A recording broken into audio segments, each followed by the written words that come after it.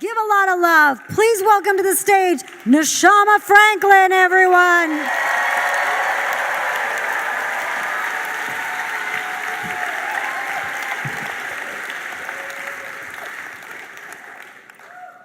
So when David was born in 1961, and I was only 22, he was perfect, except for a congenital cataract. And he was beautiful, other people told me, and he was so bright. But when he got a little older, something was screwy. Something was he wired wrong?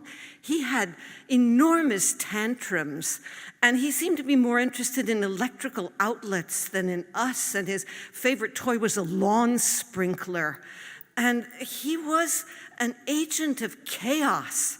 And this was particularly hard on his sister, who was born 16 months after, because she was very neat and he was very messy. And we tried to treat them the same way, but he was diabolical. When it was his turn to do the dishes, he would break enough of them so he was off the hook on that one.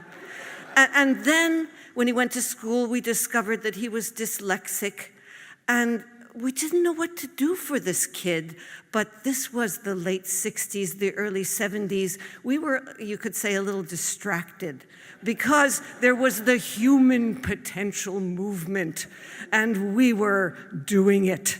And we also said the kids should experience freedom, which we didn't have when we were growing up. So things kind of spooled uncomfortably until he got out of high school barely, and then what to do with somebody like this? And I didn't tell you that he started to self-medicate with alcohol and drugs.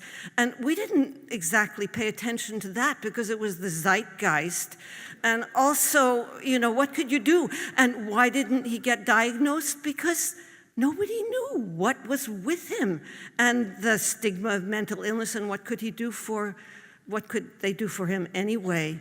And he was kind of functional. He could kind of work, and yet it was so nightmarish at home that we tried tough love and we kicked him out of the house. Guess what? The people in town temporarily took him in because they loved David.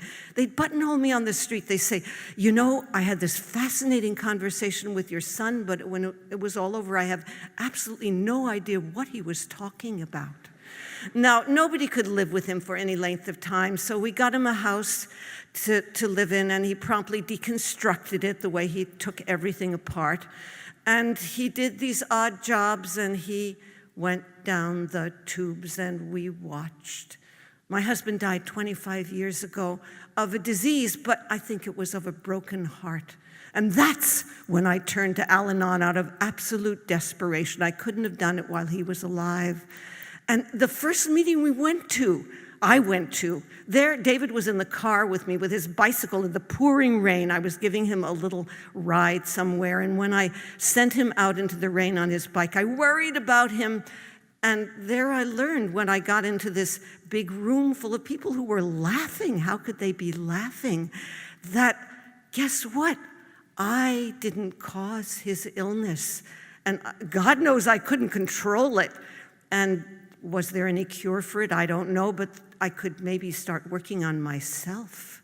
And I got some boundaries, and I would only talk to him when he was sober, which was very seldom. And I also even applied that Zen koan, detachment with love.